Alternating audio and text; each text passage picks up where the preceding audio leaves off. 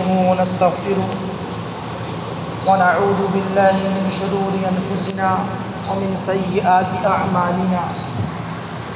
من يهده الله فلا مضل له ومن يضلل فلا هادي له ونشهد أن لا إله إلا الله وحده لا شريك له ونشهد أن سيدنا محمدا عبده ورسوله صلى الله عليه وعلى آله وأصحابه وأزواجه وأهل بيته وبارك وسلم تسليما كثيرا كثيرا أما بعد قال الله تبارك وتعالى في القرآن الكريم أعوذ بالله من الشيطان الرجيم بسم الله الرحمن الرحيم تبارك الذي بيده الملك وهو على كل شيء قدير الذي خلق الموت والحياة ليبلوكم أيكم أحسن عملا وهو العزيز الغفور وقال تعالى في موضع آخر وما الحياة الدنيا إلا متاع الغرور وقال تعالى في موضع آخر إنما أموالكم وأولادكم فتنة أو كما قال تعالى صدق الله العلي العظيم۔ میرے محترم عزیزوں، دوستوں، بزرگوں، اللہ تعالیٰ نے اس دنیا کو امتحان کا گھر بنایا ہے، آزمائش کی چیز بنایا ہے۔ اللہ تعالیٰ نے قرآن کریم کے اندر سورہ ملک میں فرمایا تبارک الذی بیدہ الملک،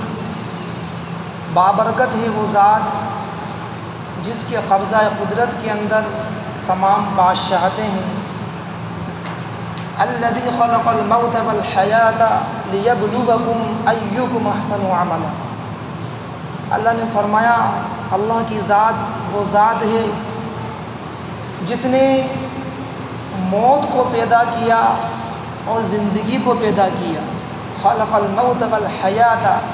زندگی اور موت کو پیدا کرنے کا مقصد کیا ہے؟ اللہ نے فرمایا لیبلوکم ایکم احسن عملا، تاکہ وہ تمہیں آزمائے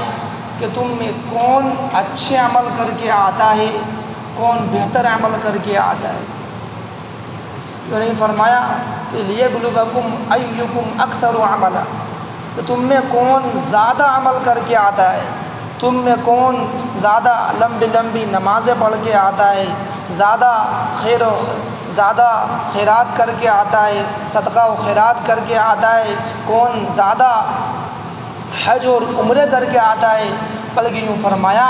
لیبلوکم ایکم احسن عملا، کہ تم میں سب سے، تاکہ تمہیں آزمائے کہ تم میں سب سے اچھا عمل کون کر کے آتا ہے۔ معلوم یہ ہوا کہ شریعت کے اندر وہ عمل مقصود ہے، وہ عمل محمود ہے، اور اس عمل کا اجر و ثواب اللہ کے یہاں ہے جو عمل احسن ہو، اگرچہ کم ہو اور تھوڑا ہو۔ آدمی نماز پڑھے، 2 رکعات پڑھے، لیکن اخلاص کے ساتھ پڑھے، خشوع اور خضوع کے ساتھ پڑھے، وہ نماز 50 رکعت نماز پڑھنے سے افضل ہے جو 50 رکعت آدمی جلدی پڑھے، بغیر خشوع کے پڑھے، بغیر خضوع کے پڑھے۔ اللہ تعالیٰ نے انسان کو مال عطا کر رکھا ہو تو انسان اپنی حیثیت کے مطابق خرچ کرے، اخلاص سے خرچ کرے، بغیر کسی دکھاوے کے خرچ کرے، بغیر کسی ریا و نمود کے خرچ کرے۔ وہ 10 روپے خرچ کرنا 1000 روپے خرچ کرنے سے افضل ہے جو 1000 روپے لوگوں کو دکھاوے کے لیے، نام و نمود کے لیے اور اپنی عزت اور شہرت کے لیے کیے جائیں۔ تو فرمایا لیبلوکم ایکم احسن عملا، کہ اللہ تعالیٰ نے موت کو اور زندگی کو اس لیے بنایا تاکہ اللہ تعالیٰ تمہیں آزمائے کہ تم میں کون اچھا عمل کر کے آتا ہے، بہتر عمل کر کے آتا ہے۔ وَهُوَ الْعَزِيزُ الْغَفُورُ۔ میرے عزیز و دوستو، آج ہم میں سے بعض لوگوں کے ذہنوں کے اندر یہ بات رہتی ہے کہ بھائی شریعت کے احکامات پر عمل کرنا یہ تو بہت بھاری کام ہے، ہم میں سے ہر ایک اس پر عمل نہیں کر سکتا، ہم اس کو جو ہے بہت گرا سمجھتے ہیں اور یہ سمجھتے ہیں کہ شریعت کے احکامات پر عمل کرنے کے لیے دنیا سے بالکلی قطع تعلق کرنا پڑے گا، دنیا کو چھوڑنا پڑے گا، بیوی بچوں کو چھوڑنا پڑے گا، اور ہم جس سماج اور جس سوسائٹی کے اندر رہتے ہیں اس کو ترک کرنا پڑے گا۔ میرے عزیزو دوستو، اللہ تعالیٰ نے جہاں دنیا کی مذمت ارشاد فرمائی وہیں دنیا کی اہمیت بھی بتائی۔ قرآن کریم کے اندر اللہ تعالیٰ نے دنیا کی حیثیت کو بتایا کہ دنیا کی حیثیت کیا ہے۔ فرمایا انما اموالکم و اولادکم فتنہ، کہ تمہارے مال اور تمہاری اولاد تمہارے لیے آزمائش ہے، یہ فتنہ۔ اور ایک جگہ فرمایا اللہ تعالیٰ نے قرآن کریم کے اندر وَمَا الْحَيَاةُ الدُّنْيَا إِلَّا مَتَاعُ الْغُرُورِ، کہ دنیا کی زندگی یہ دھوکے کا سامان ہے، چند روزہ سامان ہے، دھوکے کا سامان۔ ایک مرتبہ اللہ کے نبی صحابہ کی جماعت کے ساتھ ایک جگہ تشریف لے جا رہے تھے مدینہ منورہ کے اندر، بلندی پر تھے آپ، تو راستے کے اندر آپ نے دیکھا ایک بکری کا مردار بچہ پڑا ہوا ہے۔ اللہ کے نبی بات کو سمجھانے کے لیے محسوسات کی مثالیں دیا کرتے تھے اور مثال سے بات سمجھایا کرتے تھے تاکہ صحابہ کے ذہنوں کے اندر و دلوں کے اندر اس بات کی حقیقت کو بیٹھ جائے۔ اللہ کے نبی نے الگ الگ مواقع پر مثالیں دیں اور مثالیں دے کر صحابہ کو سمجھایا اور جو ہے بات کو بتایا۔ چنانچہ روایات میں آتا ہے اللہ کے نبی کے گزر ایک مردار بکری کے مردار بچے کے پاس سے ہوا۔ اللہ کے نبی نے اس کو دیکھا اور اللہ کے نبی نے اس کا کان پکڑ کر اٹھایا اور صحابہ سے ارشاد فرمایا کہ تم میں سے کون اس کو 1 درہم میں خریدے گا؟ صحابہ اکرام نے عرض کیا اے اللہ کی رسول، اس میمنے کی اور اس بکری کے بچے کی حیثیت ہی کیا ہے؟ یہ مردار بچہ ہے، یہ مرا ہوا ہے، یہ بے حیثیت ہے، ہم نہ اس کو استعمال کر سکتے، نہ ہم اس کو بیچ سکتے، نہ اس سے ہم جو ہے اس کا گوشت استعمال کر سکتے، نہ ہم اس سے دوسرا کوئی کام کر سکتے۔ اور کہا کہ اگر یہ بالفرض زندہ بھی ہوتا تو یہ عیبدار ہے، اس کے کان چھوٹے چھوٹے ہیں، اس عیبدار نمونے کو کون خریدے؟ اللہ کے نبی نے ارشاد فرمایا کہ تمہارے نزدیک اس بکری کے بچے کی اتنی بھی اہمیت نہیں کہ جتنی 1 درہم کی ہوتی، تمہارے نزدیک یہ بے وقعت ہے، یہ بے حیثیت ہے۔ آپ نے فرمایا کہ اللہ کے نزدیک دنیا کی اہمیت اور دنیا کی حیثیت اس بکری کے مرے ہوئے مردار بچے کے سے زیادہ کچھ نہیں۔ یعنی جتنی اہمیت تمہارے نزدیک اس مردار بکری کے بچے کی ہے، اللہ کے نزدیک دنیا کی اہمیت اور دنیا کی حیثیت اتنی بھی کہ اللہ کے نبی نے محسوسات سے اور مثال دے کر بات سمجھا۔ میں عزیز دوستو، واقعہ یہی ہے کہ اللہ تعالیٰ نے اس دنیا کو جو بنایا ہے وہ آزمائش کے لیے بنایا ہے، اور اللہ تعالیٰ نے اس میں مال رکھا، دولت رکھی، اور اس میں جو ہے آل اولاد کو کی ذمہ داری انسان کو سپرد کری۔ فرمایا کیوں؟ لیبلوکم ایکم احسن عملا، تاکہ انسان اس دنیا کے اندر رہتے ہوئے اس دنیا کو چھوڑے بغیر، اس دنیا کو ترک کیا بغیر جو ہے وہ دنیا بھی کمائے اور جو ہے اللہ کی عبادت بھی کرے۔ آج ایک تصور یہ قائم ہے کہ جب تک ہم بالکلیہ دنیا کو چھوڑ نہیں دیں گے اور دنیا کے کاموں سے دستبردار نہیں ہو جائیں گے، اس وقت تک ہم شریعت کے احکامات پر عمل نہیں کر سکتے، نمازیں نہیں پڑھ سکتے، صدقہ و خیرات نہیں کر سکتے، دعوت و تبلیغ کی محنت نہیں کر سکتے، کسی بھی دین کے شعبے میں ہم نہیں چڑھ سکتے۔ نہیں میرے دوستو، ایک طرف جہاں پر مذمت بیان کی گئی، وہیں دوسری طرف قرآن کریم کے اندر اللہ تعالیٰ نے دنیا کے حاصل کرنے کا حکم بھی دیا، اور بقدر ضرورت دنیا کا کمانا اور دنیا کو حاصل کرنا یہ جائز بلکہ مستحسن اور ضروری قرار دیا گیا۔ چنانچہ سورہ جمعہ کے اندر اللہ نے فرمایا فَإِذَا قُضِيَتِ الصَّلَاةُ فَانْتَشِرُوا فِي الْأَرْضِ وَابْتَغُوا مِنْ فَضْلِ اللَّهِ کہ جب تم نماز سے فارغ ہو جاؤ. یہ آیت سورہ جمعہ کی ہے اور خاص طور سے جمعے کی نماز کے بعد کے لیے یہ حکم ہے. فرمایا فَإِذَا قُضِيَتِ الصَّلَاةُ کہ جب نماز سے فارغ ہو جاؤ یعنی جمعے کی نماز سے فارغ ہو جاؤ فَانْتَشِرُوا فِي الْأَرْضِ تو اللہ کی سرزمین کے اندر پھیل جاؤ. وَابْتَغُوا مِنْ فَضْلِ اللَّهِ اور فرمایا اللہ کا فضل تلاش کرو. علماء نے لکھا ہے کہ اللہ تعالیٰ نے فضل کا لفظ جو قرآن کریم کے اندر ارشاد فرمایا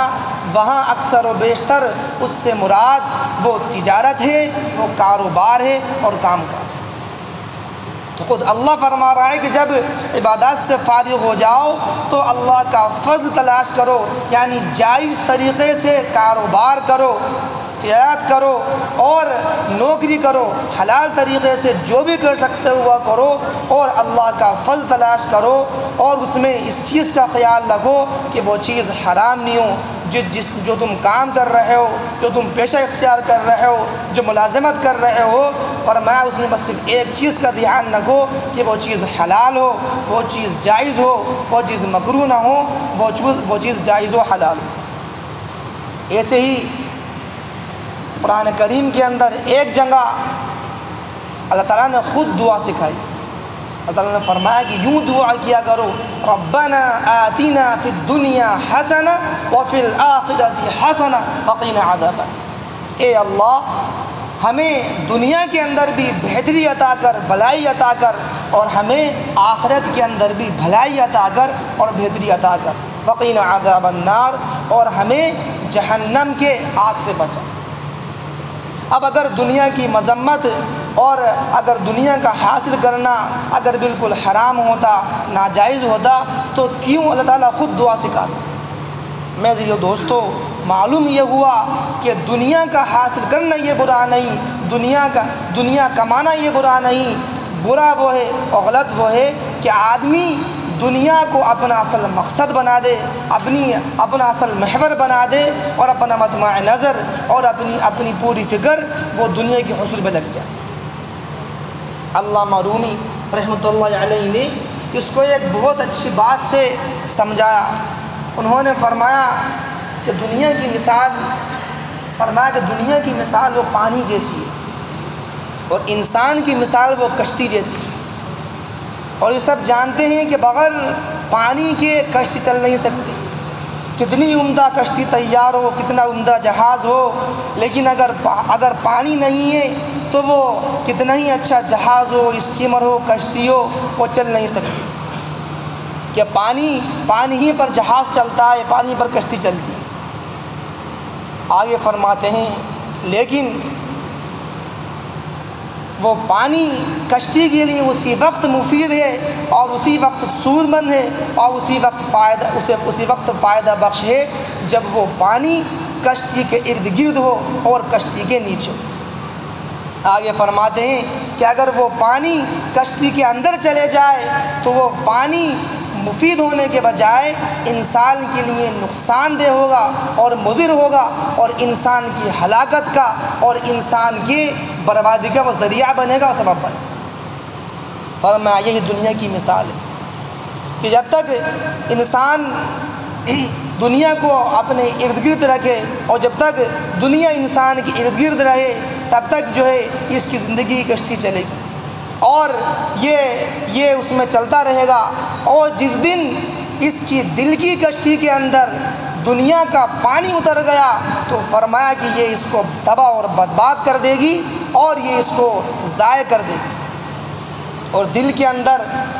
دنیا کے کشتی اترنے کا مطلب یہ ہے کہ آدمی کا مقصد اور آدمی کی زندگی کا مطمع نظر یہ ہو کہ صرف دنیا کا کمانا، دنیا کا حصول کرنا. 12 گھنٹے 24 گھنٹے صبح شام سال کے 12 مہینے صرف یہی مقصد ہو کہ کس طرح میرے پاس مال آ جائے، کس طرح میری آمدنی کے اندر اضافہ ہو جائے، کس طرح میرا کاروبار بڑھ جائے، کس طرح میری تنخواہ کے اندر اضافہ ہو جائے۔ میں دوستو اگر آدمی کا یہ تصور ہے اور سوتے جاگتے کھاتے پیتے ہر وقت صرف یہ تصور ذہن پر سوار ہے کہ کس طرح میری دنیا اچھی ہو جائے، میرے آمدنی کے اندر اضافہ ہو جائے، تو یہ سمجھنا چاہیے کہ ہماری دل کی کشتی کے اندر دنیا کا پانی بھر گیا۔ لہٰذا ہمیں چاہیے کہ ہم دنیا کو بھی کمائیں، لیکن ہمارا تصور اور ہمارا مقصد وہ آخرت کا حصول ہو۔ اس نیت سے دنیا کمائیں کہ اللہ تعالیٰ نے مجھ پر جو حقوق عائد کیے میرے والدین کے، میری بیوی بچوں کے، ان حقوق کی ادائیگی کے لیے میں دنیا کو کما رہا ہوں، اور جس طریقے پر اللہ کے نبی نے ارشاد فرمایا، اللہ کے نبی نے جو طریقے بتائے، میں اس طریقے سے دنیا کو کما رہا ہوں۔ میں دوستو ہمارا اور آپ کا دنیا کا کمانا باعث اجر اور باعث ثواب ہو جائے۔ کیا آدمی دکان پر بیٹھا ہے، دکانداری کر رہا ہے، اور وہ یہ نیت کر لے کہ میں اس لیے دکانداری کر رہا ہوں، میں اس لیے کام کر رہا ہوں کہ اللہ تعالیٰ نے مجھ پر میرے بیوی بچوں کے، میرے والدین کے حقوق رکھے، میں ان کی ادائیگی کے لیے یہاں بیٹھا ہوں۔ اور فرمایا کہ ایک نیت یہ کر لے کہ اللہ کے نبی نے اور اللہ تعالیٰ نے مجھے جو طریقے بتائیں، یعنی حلال طریقے، جائز طریقے، میں اس طریقے پر کاروبار کر رہا ہوں، تو فرمایا کہ وہاں اس کا دکان پر بیٹھنا اور وہ دکانداری کرنا اور کام کرنا اور ملازمت کرنا، یہ بھی باعث اجر اور باعث ثواب ہو جائے۔ اس لیے صرف زاویہ نگاہ بدلنے کی ضرورت ہے۔ ہم اپنی ہم نیتوں کا محاسبہ کریں، ہم جو بھی کام کریں، جو بھی کاروبار کریں، میں عزیزو دوستو ہم اپنی نیتوں کا محاسبہ کریں۔ صبح نکلنے سے پہلے ہم گھر سے نکلیں تو ہم اپنی نیتوں کا جائزہ لے لیں کہ میرا گھر سے نکلنے کا مقصد کیا ہے، میں ملازمت پر جا رہا ہوں، میں کام پر جا رہا ہوں، آیا کہ میرا مقصد صرف دنیا کی طلب ہے یا آخرت کا مقصد ہے، یا آخرت کا حصول میرا مقصد ہے۔ فرمایا کہ نکلتے وقت اس چیز کا استحضار ہمارے دلوں کے اندر رہے، اور ہم جس بھی ہمارا تعلق جس بھی پیشے سے ہو، جس بھی کاروبار سے ہو، جس بھی ملازمت سے ہو، فرمایا کہ یہ دو نیت ہم کر لیں اور کر نکلیں اور کر جائیں کہ میرے اوپر جو حقوق اللہ تعالیٰ نے عائد کیے ہیں، میرے فیملی کے، میرے والدین کے، بیوی بچوں کے، ان کے حقوق کی ادائیگی کے لیے میں دنیا کما رہا ہوں۔ اور فرمایا کہ جس طریقے سے اللہ تعالیٰ نے اور اللہ کے نبی نے مجھے کاروبار کرنے کا، کام کرنے کا حکم دیا ہے، اس طریقے سے کام کر رہا ہوں، یعنی حرام نہیں کر رہا، حرام نہیں کما رہا، جھوٹ نہیں بول رہا، کسی کو دھوکہ نہیں دے رہا، ایمانداری سے، سچائی کے ساتھ، امانت داری کے ساتھ دیانت کے کام کر رہا ہوں۔ تو فرمایا کہ اس کا کام کرنا اور اس کا مال کمانا اور دنیا کمانا، یہ بھی اللہ کے نزدیک باعث اجر ہوگا اور باعث ثواب ہوگا۔ اللہ تعالیٰ مجھے بھی اور آپ کو بھی اخلاص کے ساتھ اللہ کی عبادت کرنے کی اور صرف اللہ کی رضا کے لیے کوئی بھی کام کرنے کی توفیق عطا فرمائے، اور ہر عمل میں اخلاص نصیب فرمائے۔ وآخر دعوانا ان الحمد للہ رب العالمین۔